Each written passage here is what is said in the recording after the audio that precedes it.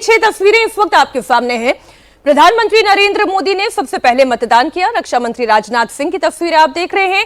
HD Deve Gowda भी पहुंचे, देखिए व्हील चेयर पर पहुंचे। ये तस्वीरें देखनी इसलिए जरूरी है, अब जो विदेश यात्रा पर गए हैं वो ये देखें कि हर व्यक्ति, हर सांसद अपने एक मत का कितना बड़ा महत्व समझता है। एचडी देवेगौड़ा भी पहुंचे हैं मतदान के लिए। गिरिराज सिंह की तस्वीरें, प्रियंका गांधी जब संसद भवन परिसर में दिखाई दी थी उस वक्त ये तस्वीरें हैं। जयराम रमेश उन्होंने भी मतदान कर लिया है। अर्जुन मेघवाल से उस वक्त वो बात कर रहे थे, उसकी तस्वीरें हैं।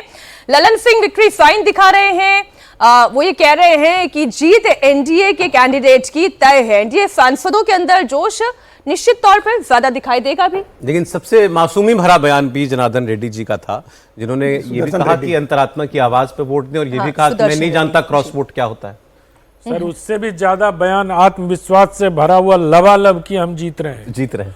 परिणाम जानने के बावजूद इतना शानदार आत्मविश्वास सुप्रीम कोर्ट के जस्टिस को ही हो सकता है, पूर्व जस्टिस को। नेता को भी होता है, सारे नेता समय तक कह रहे होते हैं कि अभी देखिए, अभी नहीं चले भाई। मैं तो भाई इलेक्शन ही के समय आप ये जो तारीफ करते करते फिर छीलने का काम करते हैं ना। हाँ। हम सब समझते हैं। नहीं वो मैं तो उनकी प्रशंसा कर रहा हूँ।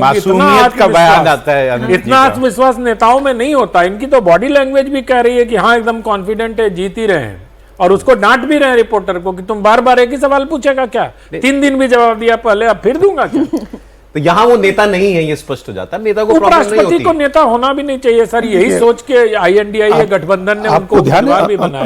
अनंत विजय जी को ध्यान होगा, ये अंतरात्मा के आधार पर वोट डालने की बात हम लोगों ने सबसे पहले VP सिंह से सुनी थी सर। उसके मंडल कमीशन मतलब हम लोगों ने, अली अहमद के समय हम लोगों ने जब ये मॉडर्न उसमें टाइम में, तो वो जब मंडल कमीशन की रिपोर्ट लागू कर दी और वो लगा कि सरकार अब उनकी गिरने जा रही है, सपोर्ट विड्रॉ उनसे हो गया बीजेपी का, तो नो कॉन्फिडेंस मोशन के समय उन्होंने कहा कि हम अंतरात्मा की आवाज पर आप वोट दीजिए। उसका क्या नतीजा निकला सबको पता है।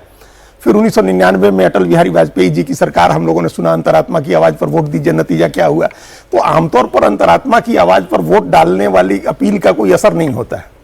राजनीति पर असर डालने वाली बात का अगर हो तो उसका असर फिर दिखाई देता है कि वो कोई बात राजनीति पर असर डालेगी। तो इसलिए लोग जिसके लिए कैंडिडेट लेके आए थे बी सुदर्शन रेड्डी को कि हम वहां आंध्र प्रदेश में दुविधा पैदा कर देंगे, चंद्रबाबू नायडू की पार्टी के भीतर, YSR के भीतर, पवन कल्याण की पार्टी के भीतर वो कर देंगे। तेलंगाना में BRS के मन में हम ये यूनाइटेड आंध्र प्रदेश में जन्मे हैं, तो हम उन 2 राज्यों के सांसदों के मन में कोई दुविधा पैदा करेंगे, उनकी अंतरात्मा जगा देंगे कि भाई तेलुगु बिड्डा, आपको पता है तेलुगु बिड्डा करके जब चुनाव लड़े थे नरसिंह राव तो 5,80,000 वोट से लोकसभा का चुनाव जीते थे। तो तेलुगु प्राइड हम जगा देंगे, तेलुगु बिड्डा हम लेके आएंगे, तो कम से कम तेलुगु इलाके का वोट आएगा और उसके साथ एक हिस्ट्री जुड़ती है उड़ीसा की, वो आएगी। लेकिन आप देखिए वहां किसी की अंतरात्मा नहीं जगी, न TDP में किसी की अंतरात्मा जगी, न जनसेना पार्टी में किसी की जगी, न YSR कांग्रेस में जगी, न किसी की BRS में जगी, किसी की अंतरात्मा वहां नहीं जगी। जहां भाई साहब ने तो यहां तक कहा कि हम दे देते लेकिन हम पहले वहां कमिट कर चुके हैं। हाँ, तो वो पॉलिटिकल कारण है। देखिए अभी अब फिर एक चीज और हम लोग को चर्चा करनी चाहिए है, जो बार बार बात आ रही है लेकिन चर्चा हो नहीं रही है। बात ये आ रही है बार बार कि ये जो 3 पार्टियां हैं, उन्होंने भी कहा कि उनके मित्र दल है, उनसे पूछिए कि इनने बीजू जनता दल ने और इसने BRS ने और अकाली दल ने, बीजू जनता दल मुद्दों के आधार पर समर्थन देता रहा था पिछले 2 सरकारों में नरेंद्र मोदी की सरकार को। इस बार स्थितियां बदल गई हैं वहां, अब वो मित्र दल नहीं रहे, अब उनको सीधे बीजेपी ने हराया है वहां। अब और वो कतई नहीं चाहेंगे कि वो कांग्रेस के साथ जाएं, क्योंकि उनको हमेशा खतरा इस बात का है कि कांग्रेस के रिवाइवल का खतरा है उनको। तो कांग्रेस पार्टी के साथ जाना अफोर्ड नहीं कर सकते हैं वो, तो इसलिए वो इनको सपोर्ट कर नहीं सकते थे। और यहाँ बीजेपी के साथ सबसे बड़ी लड़ाई है, तो बीजेपी के साथ अब कैसे जाएंगे?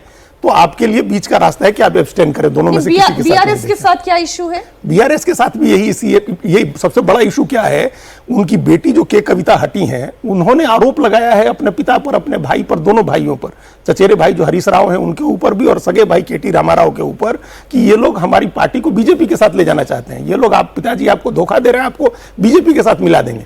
अगर आज वो बीजेपी को सपोर्ट कर देते तो ये बात स्टैब्लिश होती कि ये बीजेपी के साथ जाने वाले हैं, फिर इसका भी फायदा कांग्रेस को होता है, इसका बड़ा बेनिफिट कांग्रेस को होता है।